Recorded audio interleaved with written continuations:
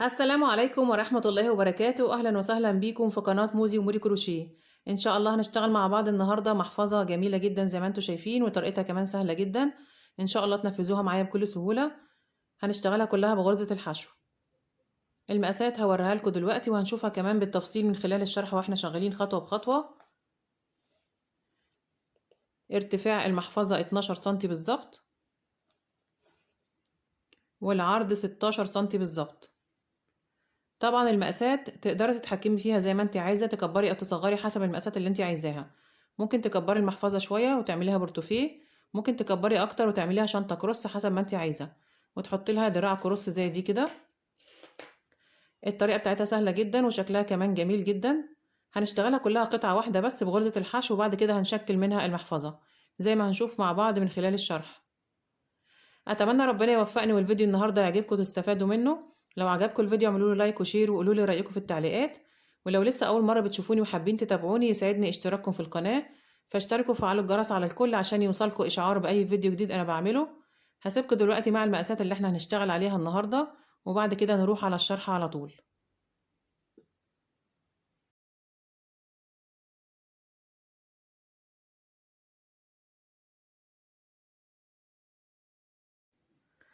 انا هشتغل بخيط مكرميه مصري متوسط السمك. هشتغله بإبرة ألومنيوم رقم 5 ملم. تقدري تشتغلي بأي نوع خيط يكون مناسب مع الإبرة المناسبة ليه. هنبدأ نشتغل سلسلة البداية بأي مقاس احنا عايزينه، بس أهم حاجة عدد السلاسل يكون بيقبل القسمة على 3. أنا هشتغل 45 سلسلة ونشوف مقاسهم كام سنتي. بعمل عقدة البداية بالطريقة دي كده، وهبدأ بسم الله. 1 2 3 4 5 6 7 8 9 10. هكملهم 45 سلسلة ونرجع نشوف مقاسهم كام سنتي.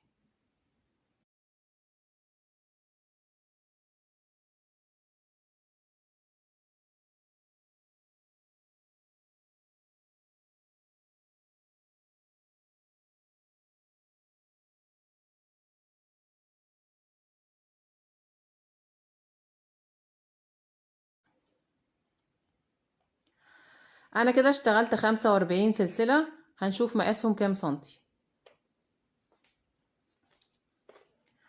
ال45 سلسلة اللي انا اشتغلتهم مقاسهم 44 سنتي بالظبط. نخلي بالنا سلسلة البداية بعد ما بشتغل عليها غرز الحشو المقاس هيزيد معايا حوالي 2 سنتي. هعمل ايه بعد كده؟ برتفع كمان سلسلة وبحسبها ارتفاع لغرز الحشو اللي انا هشتغلها، وبسيبها وبرجع على ال45 سلسلة اللي قبلها وبشتغل 45 غرزة حشو. طيب غرزة الحشو بشتغلها ازاي عشان الناس اللي مش عارفة؟ معايا لفة على الإبرة، بفوت آخر سلسلة اللي هي الارتفاع، وبرجع على اللي قبلها وبشتغل أول غرزة حشو. بدخل في نص حرف الفي تحت اللفة الخلفية أو الحلقة الخلفية، وبسحب الخيط. بقى معايا لفتين على الإبرة، بسحب وبطلع من اللفتين مع بعض. بكرر تاني، بدخل في نص حرف الفي تحت اللفة الخلفية وبسحب الخيط. بقى معايا لفتين على الإبرة، بسحب وبطلع من اللفتين كده. 2 3 4 5. ده شكل غرزة الحشو. هكمل بنفس الطريقة في كل سلسلة بشتغل غرزة حشو لحد ما اوصل لآخر سلسلة عند خيط البداية. وصلت آخر سلسلة، هشتغل معاكم آخر غرزة حشو في السطر الأول عشان نشوف هننضف خيط البداية ازاي. بدخل في السلسلة الأخيرة تحت اللفة الخلفية برضو، وبسحب الخيط. قبل ما اقفل غرزة الحشو الأخيرة معايا لفتين على الإبرة، بعدي طرف الخيط ناحية ورا وبقفل عليه غرزة الحشو. كده أنا اشتغلت أول سطر، اشتغلت 45 غرزة حشو. بقى الشكل كده. برتفع سلسلة عشان أبدأ السطر التاني، بس قبل ما ارتفع سلسلة بعدي طرف الخيط تاني ناحية قدام وبقفل عليه سلسلة الارتفاع، وبلف الشغل بتاعي وهبدأ أشتغل السطر التاني. بس قبل ما نشتغل السطر التاني هجيب المازورة ونشوف المقاسات زادت معانا كام سنتي بعد ما اشتغلنا غرز الحشو على سلسلة البداية.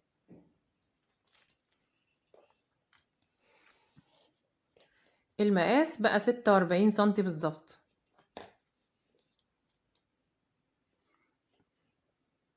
نخلي بالنا عشان المقاسات بتاعتنا تبقى مظبوطة زي ما احنا عايزين بالظبط. بعد ما ارتفعت سلسلة باخد طرف الخيط معايا تحت الشغل وبشتغل السطر التاني. بشتغل طبعا فوق كل غرزة غرزة حشو واحدة بس من غير اي تزايد او تناقص. بدخل على طول في ظهر الغرزة كده من ورا تحت حرف الفي في الغرزة كلها وبشتغل اول غرزة حشو وطرف الخيط معايا تحت الشغل كده 2 3 4 5 6 7. كده انا نضفت خيط البداية. بسحب الفتلة كده عشان اريحها تحت الغرز وبكمل 8 9 10. هكمل بنفس الطريقة في كل غرزة بشتغل غرزة حشو واحدة بس لحد ما اوصل لاخر السطر التاني وارجع لكم تاني. وصلت كده اخر السطر التاني. هشتغل معاكم اخر غرزة بتبقى تحت شوية كده. بدخل تحت الحلقتين وبشتغل اخر غرزة حشو. كده انا اشتغلت سطرين على 45 سلسلة بقى الشكل كده. هشتغل كمان 8 سطور عشان اكملهم 10 سطور. برتفع بالشغل بتاعي لحد ما اوصل ل10 سطور. برتفع سلسلة وبلف الشغل وببدأ اشتغل السطر الثالث. بوصل اخر السطر برتفع سلسلة وببدأ السطر الرابع وهكذا. ما ننساش الارتفاع في بداية كل سطر برتفع سلسلة عشان الشغل بتاعنا يبقى مظبوط. هكملهم 10 سطور ونرجع نشوف المقاسات كام سنتي.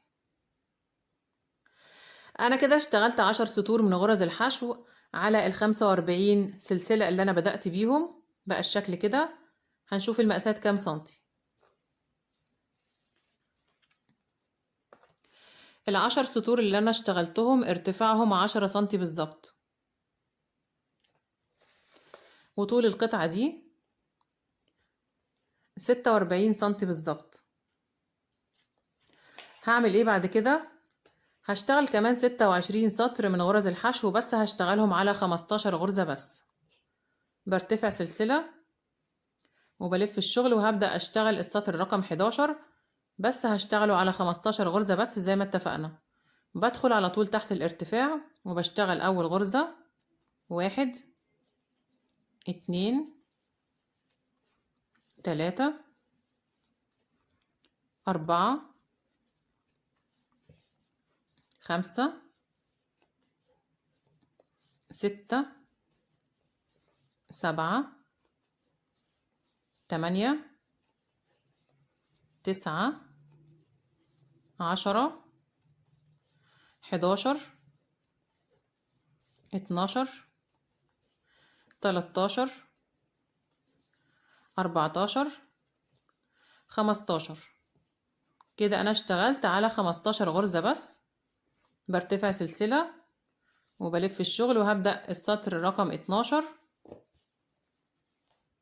او السطر التاني بقى في 26 سطر اللي انا هشتغلهم على الجزء ده. كده انا اشتغلت معاكم سطر. هشتغل كمان 25 سطر عشان اكملهم 26 على 15 غرزة وبعدين نرجع نكمل مع بعض. خلاص كده انا اشتغلت 26 سطر من غرز الحشو على 15 غرزة زي ما اتفقنا.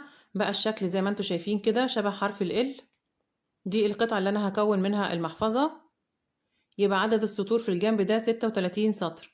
اشتغلنا 10 سطور في الاول مع بعض وبعد كده كملت عليهم واشتغلت 26 سطر. هنشوف مقاسهم كام سنتي. مقاس الجنب ده كده 36 سنتي بالظبط.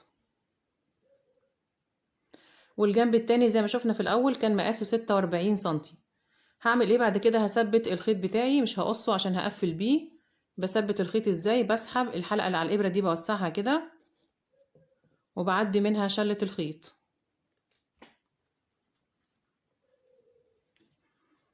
وبعد كده برجع اسحب الخيط وبدفن اللفة اللي كانت على الإبرة دي، بدفنها في آخر غرزة حشو أنا اشتغلتها عشان ما تبقاش عاملة عقدة في الشغل بتاعي.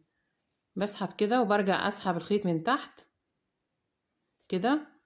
كده أنا دخلت الحلقة اللي كانت على الإبرة في الغرزة بتاعة الحشو الأخيرة، وبسحب الخيط تاني. خلاص كده أنا ثبت الخيط بتاعي لحد ما أوصل لمرحلة التقفيل. ده شكل القطعة اللي احنا هنكون منها المحفظة. هنبدأ نشكل المحفظة بتاعتنا. بقلب الشغل كده وباجي على الجنب ده كده وبتنيه 3 مرات.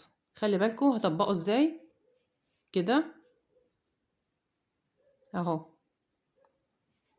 بطبق كده 3 اجزاء على بعض، عشان كده احنا اشتغلنا سلسلة البداية عدد السلاسل فيها يكون بيقبل القسمة على 3، عشان هطبق الجزء اللي انا اشتغلته على 3 طبقات، واحدة وادي التانية وادي التالتة بالشكل ده. ده هيبقى الجزء بتاع المحفظة من تحت، عبارة عن جيبين زي ما انتم شايفين.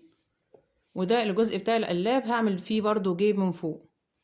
انا عندي هنا 26 سطر، بسيب 6 سطور الجزء اللي هيبقى فوق في القلاب من فوق، وبطبق ال20 سطر الباقيين على جزئين، 10 سطور فوق و10 سطور تحت. طبعا انت حسب السطور اللي انت هتشتغليها وحسب المقاسات بتاعتك. هيبقى الشكل كده. ده القلاب هيبقى فيه جيب من جوه، وده الجزء اللي تحت. هجيب ماركرز وهحط العلامات في الغرز اللي انا هخيط فيها عشان الشغل ما يتحركش مني.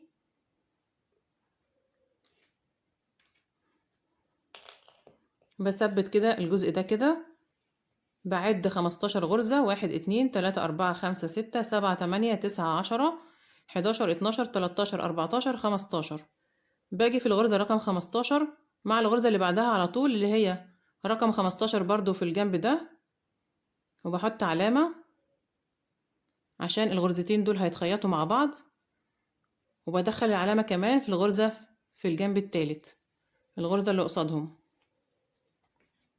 هنا كده.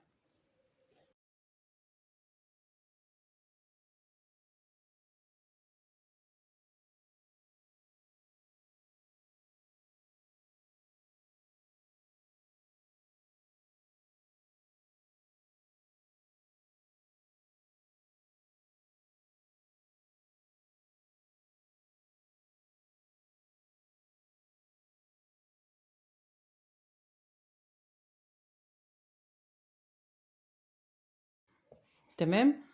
وده القلاب. هقص الخيط بقى عشان هعرف اخيط. هسيب مسافة كافية طبعا عشان تخيط الأجزاء دي كلها، حوالي 2 متر مثلا. وبقص كده بالولاعة.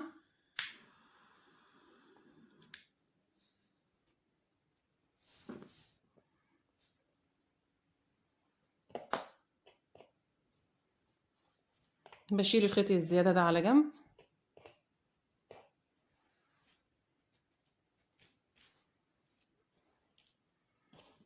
هجيب إبرة التنظيف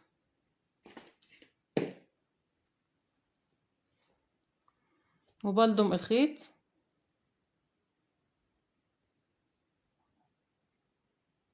بالشكل ده. قبل ما اخيط الجناب بتاعة المحفظة هركب القفل المغناطيس اللي انا هحطه، عشان بعد كده الشغل هيضيق معايا ومش هعرف اركبه. فعشان اركبه بسهولة انا هحط 2 من ده كده. طبعا هو بيبقى ليه دعامة ورا. المحفظة بتاعتي هتبقى كده، فانا هركب القفلين تحت هنا كده. بظبط السطور، بعمل معاينة كده بسيطة. هركبه في السطر ده كده.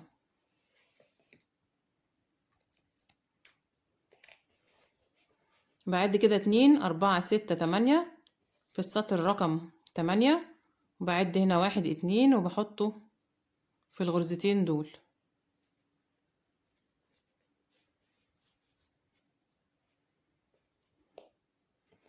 وبحط الدعامة دي من ورا كده وبقفل عليها بالبنسة.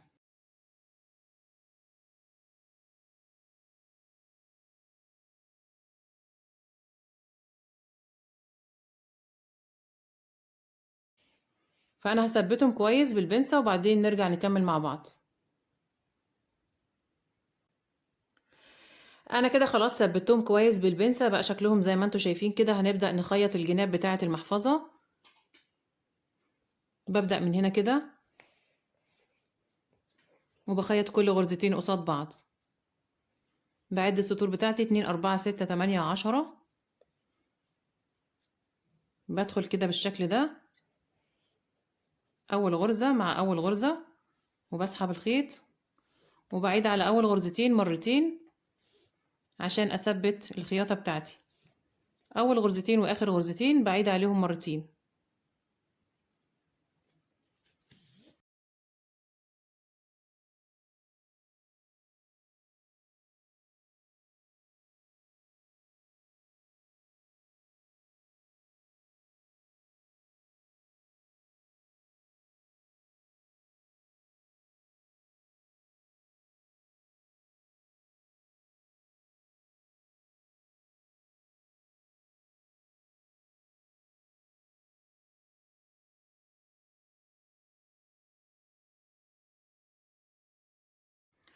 وصلت كده اخر غرزتين في الجنب ده، برضو بعيد عليهم مرتين عشان اثبتهم كويس لان مش هقص الخيط.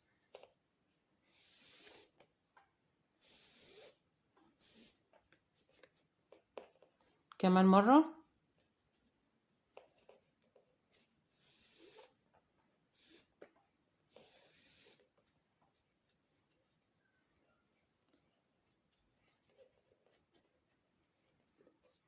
هنقلب الخيط بتاعي على السطر ده كده لحد ما اوصل للجنب التاني. انا مش عايزة اقص خيط كتير عشان ما يبقاش فيه وصلات كتير في الشغل بتاعي. بدخل كده، طبعا هي مش هتبقى باينة، وحتى لو باينة هيبقى شكلها حلو، مش هتبقى وحشة. بعدي كده من بين كل غرزتين.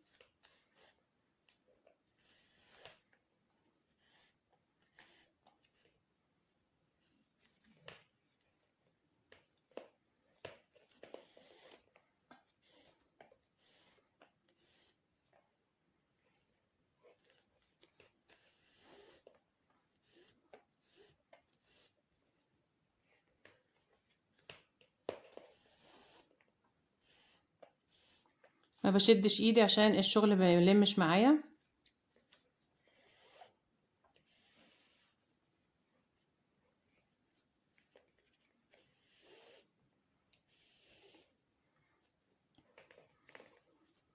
زي ما انتوا شايفين مش باينه خالص كده. انا وصلت الخيط للجنب التاني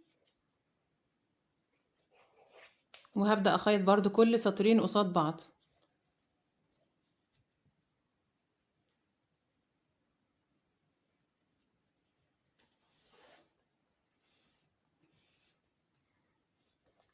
اول غرزتين هنا بعيد عليهم مرتين.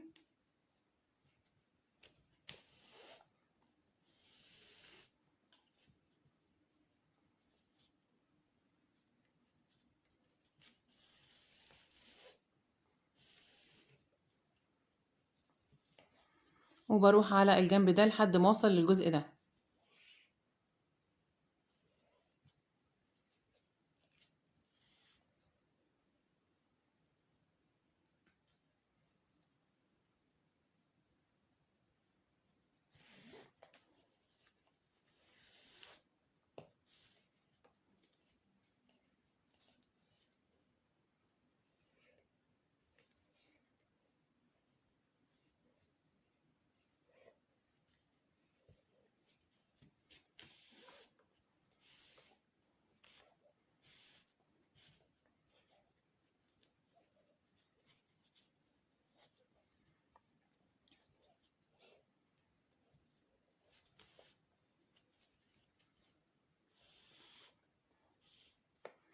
هكمل كده بنفس الطريقه لحد ما اوصل لاخر غرزتين وارجع لكم تاني.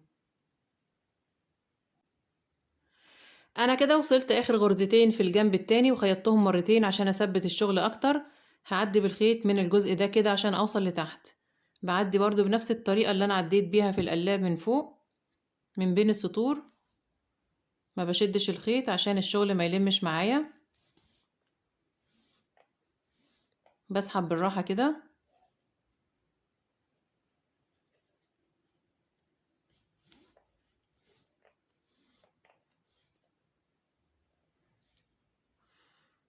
بطلع بالخيط لبره،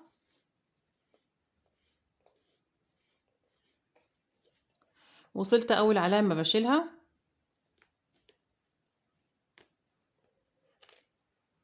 وبدخل في اول 3 غرز قصاد بعض. ادي اول غرزة من بره، ودي الغرزة التانية، وبدخل في الغرزة التالتة من الجزء التالت.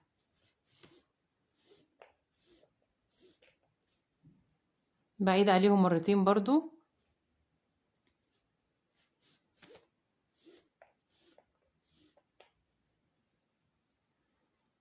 بنزل تحت عندي تاني غرزتين مع بعض في الجنب المجوز ده، دخلت من اول غرزة وطلعت من الغرزة التانية، وبدخل في الغرزة التالتة اللي قصادهم،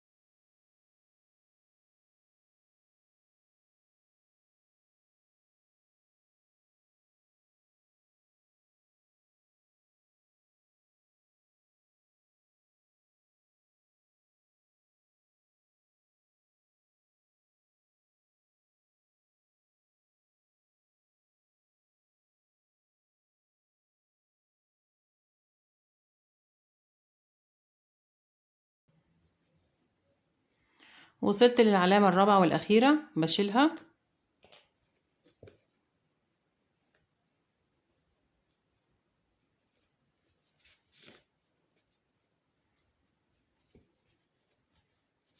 وبخيط آخر 3 غرز قصاد بعض.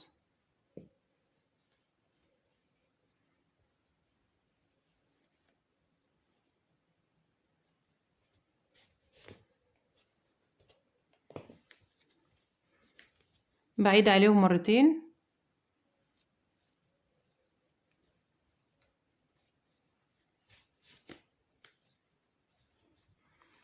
خلاص كده انا خيطت الجناب بتاعت المحفظة.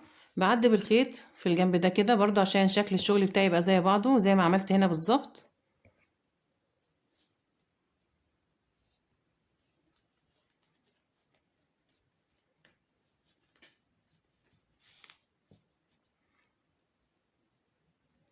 بعدي من بين السطور لحد ما اوصل لنقطة البداية،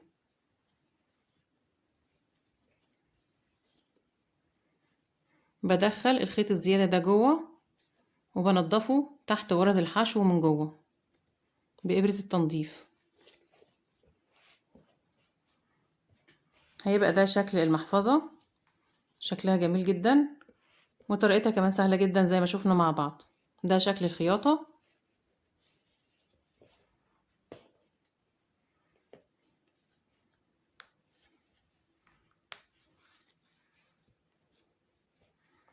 طبعا لو حابة تزينيها بأي لوجو جلد مثلا أو أي حاجة معدن، أنا هحط لها الحلية المعدن دي، بحطها كده في النص بالظبط، بضغط عليها من جوه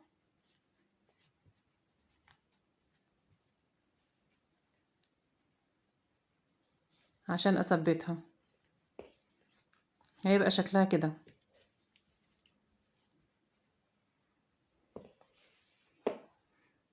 نحط فيها اي حاجة، الموبايل،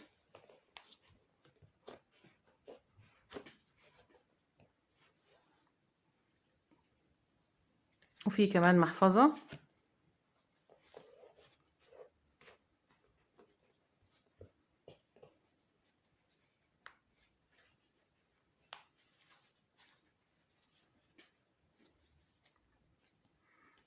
شكلها جميل جدا زي ما انتوا شايفين. طبعا ممكن تحط لها دراع كروس وتعمليها شنطة كروس لو كبرت المقاس شوية، او حتى على نفس المقاس ده شكلها جميل جدا. زي دي كده سلسلة.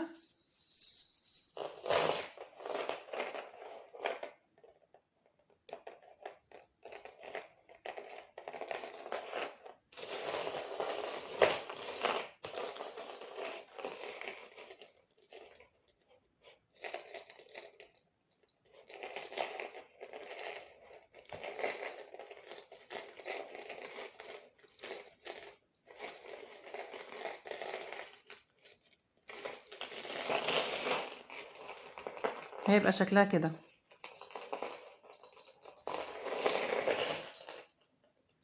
شكلها جميل جدا زي ما انتوا شايفين.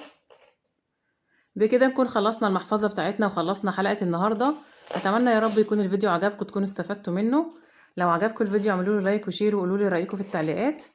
وما تنسوش كمان تشتركوا في القناة وتفعلوا الجرس على الكل عشان يوصلكوا اشعار بأي فيديو جديد انا بعمله. وان شاء الله نتقابل في الفيديو اللي جاي، وشكرا ليكم والسلام عليكم ورحمة الله وبركاته.